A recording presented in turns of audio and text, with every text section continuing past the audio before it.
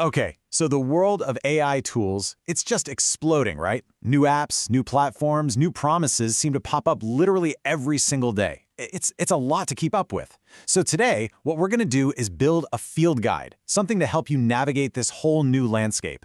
We'll cover everything from the tools you already have on your phone to the agents that are going to be acting on your behalf very, very soon. And hey, if you're feeling a bit overwhelmed by all this, you are definitely not alone. I mean, it feels like every single week there's a new game-changing tool that's promising to just revolutionize how we work, how we write, how we create. It's super exciting for sure, but it's also kind of chaotic, isn't it? And this number right here, 250%, this really shows you just how fast things are moving. That's the year-over-year growth of what they call shadow AI in some industries. Basically, it means people are adopting these new tools so fast, often without any official green light, that their own companies can't even keep track of what's being used. It's kind of the Wild West out there. So our mission today is to cut right through all that noise. We're going to build a practical field guide together. We'll map out the main categories of AI tools so you can get a clear picture. We'll start with the familiar assistants already in our pockets and work our way up to the next generation of AI that actually acts for us. Think of this as your essential guide to what's out there and, what it all actually means. All right, first up, let's start with the basics, your everyday AI assistants. These are the foundational tools, right? The digital companions that are already so deeply baked into the operating systems and software we use every single day, whether we even realize it or not. Now, what's so interesting here is how each of these big assistants is really designed to own its own little world, its own ecosystem. You've got Microsoft Copilot, which is all about being your productivity buddy inside Office. Analyzing spreadsheets, drafting documents. Then there's Google Gemini, which lives right inside Google Workspace, helping you clear your inbox or summarize a doc. And of course, Apple's Siri is still the king of hands-free voice commands on Apple devices, with a huge focus on privacy. So really, the best one for you. It probably just depends on which digital universe you spend most of your time in. Okay, moving on to our second category, AI for creative work. Now this is where things get really interesting. We're talking about generative tools. These are the ones that can become your new partner for creating totally original content right from scratch. I'm talking images, video, audio, text, the whole shebang. Let's take Adobe Firefly, for example. It's not just about typing a prompt and getting an image. Its real superpower is this feature called Generative Fill. This lets you literally highlight a part of a photo you already have and just seamlessly add something or remove something or even expand the whole image. It's like having this magical photo editor that kind of changes the very definition of what a photograph even is. And it's not just for still images either. The same idea is making video production accessible to way more people. You have tools like Runway that can take a simple text prompt, just words, and turn it into a short, compelling video clip. This just completely lowers the bar for content creators, for marketers, even for indie filmmakers. It's a huge deal. Then you have the world of audio. A platform like 11 Labs gives you access to this massive library of incredibly realistic AI voices. Just think about the implications here. For industries like podcasting or audiobooks, this is a game changer. Creators can generate super high-quality narration without ever having to book a voice actor.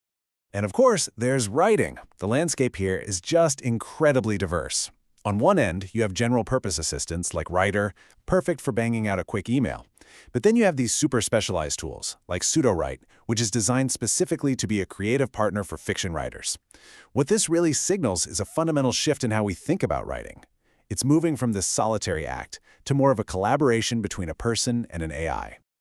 All right, so we've talked about creating content. Now let's talk about managing it. Our third category is all about boosting your productivity. And this is a massive area for AI development.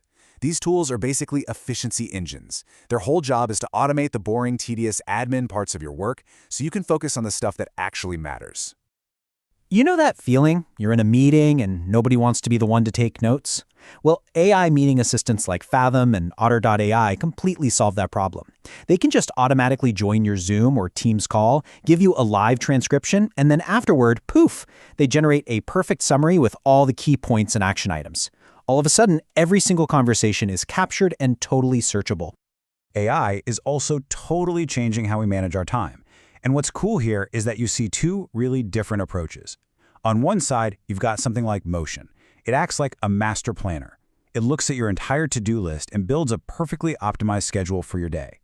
Then, on the other side, you have Reclaim.ai, which is more like a bodyguard for your calendar. Its job is to defend your time, automatically finding and blocking off those precious slots for deep work or your personal habits. Okay, so here's the thing. All these specialized tools are awesome on their own, but their real power gets unlocked when you make them talk to each other. And that's exactly where platforms like Zapier come in. It's like the digital glue or the connective tissue for all your apps. It lets you link over 7,000 different tools and build these complex, automated workflows, all without having to write a single line of code. It's incredibly powerful. And all this automation, it's leading us somewhere. It's bringing us to the next big frontier. We're starting to move beyond tools that just assist you and into the realm of something way more powerful, AI agents. This is AI that doesn't just give you info or create some content for you, it actually goes out and takes action to get things done on your behalf. So what's the big difference between an agent and an assistant? Well, it all comes down to one word: autonomy. An agent is designed to understand a big, high-level goal, come up with a plan on its own, and then actually execute all the steps across different apps to make it happen, without you having to babysit it. It's the difference between asking, "Hey, summarize this for me," and saying, "Hey, book my entire trip to Tokyo." And here's what that could actually look like. Just imagine bots talking directly to other bots. So your hotel booking bot could have a conversation with the airlines bot and the rental cars bot to coordinate and book your entire trip for you. It would handle all the messy logistics in the background without you having to lift a finger. And listen, this isn't science fiction anymore. The foundations for this are being built as we speak. You have open source projects like AutoGPT, which is trying to make this agent tech accessible to absolutely everyone. And then the big players, like Microsoft, are building frameworks. You can think of them as toolkits for developers, like AutoGen. This lets programmers build apps where lots of different, specialized agents can all work together to solve really complex problems. And the speed at which this is expected to be adopted is just staggering. Some analysts are predicting that by 2025, which is right around the corner, as many as 80% of routine customer service questions will be handled by autonomous AI. That's a huge shift, and it's going to free up human support agents to focus on the really tricky, high-value problems. And this quote right here really gets to the core of it all. The ultimate promise of all this tech, it isn't really to replace people, it's to empower them. By letting AI handle all the mundane, repetitive stuff, it frees us up to focus on the things that we humans are uniquely good at.